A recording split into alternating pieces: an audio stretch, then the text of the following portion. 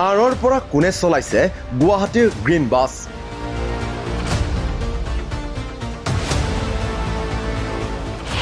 Green bus চলোৱাৰ নামত লুণ্ঠন চলাইছে কোনে?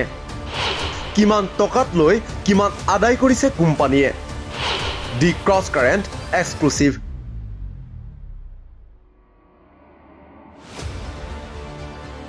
এইবাৰ গ্ৰীণ বাছ চালকৰ কৰ্মচাৰীৰ ধৰ্ণা। ল'ৰা ছোৱালীৰ পৰা ইত্যাদি আছে। মই ইয়াতে গুৱাহাটীত ভাড়াত থাকি চলি আছোঁ এই কামটো কৰি, বুজি পাইছেনে? এতিয়া মানে কি আমাৰ 7,300 টকা দিব লাগিলে গুৱাহাটীত পাৰ চিট শুনক কিমান গাড়ী বঢ়াই দিছে, ইহঁতে কিন্তু সেইটো খেল নকৰে। এতিয়া আমাৰ ডিচিজন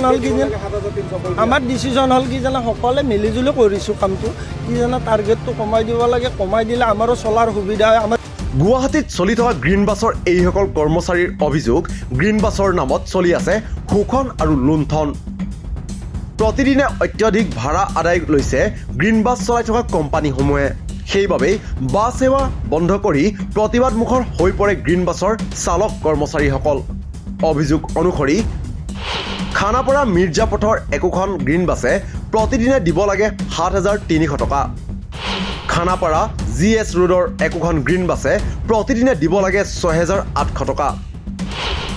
বশিষ্ঠ বেলতলা পথৰ একোখন গ্ৰীণ বাছে প্ৰতিদিনে দিব লাগে 7,200 টকা। এই ভাড়া আদায় নিদিলেই বাছ সেৱা চলাই থকা কোম্পানীসমূহে কৰ্তন কৰে চালক হেণ্ডিমেনৰ দৰমহা। এজন চালকে 18,000 টকাৰ দৰমহাৰ চাকৰিত যোগদান কৰি মাহে পায় মাত্ৰ 12,000 টকা। কিন্তু প্ৰশ্ন হৈছে, গুৱাহাটীৰ গ্ৰীণ বাছৰ আঁৰৰ আচল মানুহ কোন? কাৰ হাতত তুলি দিয়া হৈছে গ্ৰীণ বাছ পৰিচালনাৰ দায়িত্ব? দি ক্ৰছ কাৰেণ্টে লাভ কৰা তথ্য অনুসৰি 2022 আৰু 2023 চনত অসম ৰাজ্যিক পৰিবহণ নিগমে ক্ৰয় কৰিছিল 200খন গ্ৰীণ বাছ। ইয়াৰে প্ৰথম 100খন গ্ৰীণ বাছ ক্ৰয় কৰিছিল 2022 চনৰ আগষ্ট মাহত। 151 কোটি টকাৰে ক্ৰয় কৰা হৈছিল high range green bus. Green bus যোগান ধৰিছিল অলেক্ট্ৰা গ্ৰীণ টেক লিমিটেডে।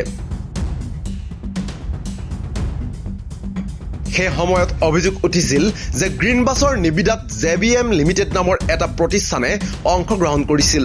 কিন্তু বিভিন্ন অজুহাত দেখুৱাই JBMৰ নিবিদা বাতিল কৰা হয়। তাৰ পাছত অলেক্ট্ৰা গ্ৰীণ টেক লিমিটেডৰ পৰা বাছ ক্ৰয়ৰ সিদ্ধান্ত গ্ৰহণ কৰে ASTCয়ে।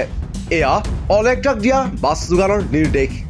নিৰ্দেশ অনুসৰি অলেক্ট্ৰা গ্ৰীণ টেকৰ পৰা ASTCয়ে 151 কোটি 64 লাখ 42,500 টকাৰে ক্ৰয় কৰা হৈছিল হাই ৰেঞ্জ 100খন গ্ৰীণ বাছ।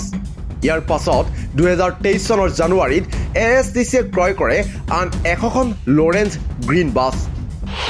109 কোটি টকাৰে ক্ৰয় কৰা হৈছিল ল' range green bus. Green bus যোগান ধৰে অসম অটোমোবাইল প্ৰাইভেট লিমিটেডে। এয়া লৰেঞ্জ গ্ৰীণ বাছ যোগানৰ ৱৰ্ক অৰ্ডাৰ, য'ত 109 কোটি 13 লাখ 39,410 কোটি টকাৰে গ্ৰীণ বাছসমূহ যোগান ধৰাৰ নিৰ্দেশ দিয়া হৈছে। এই গ্ৰীণ বাছসমূহ লাভ কৰাৰ পাছত ASTCয়ে কিন্তু নিজেই বাছসমূহ পৰিচালনা কৰাৰ সলনি তৃতীয় পক্ষকে গ্ৰীণ বাছ পৰিচালনাৰ দায়িত্ব অৰ্পণ কৰে। সেই অনুসৰি মাল্টিটেক ইঞ্জিনিয়াৰিঙক দিয়া হয় 100খন গ্ৰীণ বাছ পৰিচালনাৰ দায়িত্ব। মাল্টিটেক ইঞ্জিনিয়াৰিঙে একোখন হাই ৰেঞ্জ গ্ৰীণ বাছৰ নামত ASTCক প্ৰতিদিনে নিৰ্দিষ্ট 700 টকা আৰু প্ৰতি কিলোমিটাৰত 9 টকাকৈ আদায় দিব লাগে।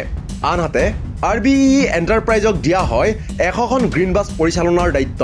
RBEE এণ্টাৰপ্ৰাইজে একোখন বাছৰ বাবদ প্ৰতিদিনে ASTCক নিৰ্দিষ্ট 700 টকা আৰু প্ৰতি কিলোমিটাৰত 8 টকাকৈ আদায় দিব লাগে। এইদৰে মুঠ 260 কোটিৰো অধিক টকাৰে ক্ৰয় কৰা 200খন গ্ৰীণ বাছ পৰিচালনাৰ দায়িত্বত আছে মাল্টিটেক আৰু RBEE নামৰ দুটা ব্যক্তিগত প্ৰতিষ্ঠান। এই প্ৰতিষ্ঠানৰ বিৰুদ্ধে উত্থাপন হৈছে লুণ্ঠন আৰু কৰ্মচাৰীক শোষণৰ গুৰুতৰ অভিযোগ।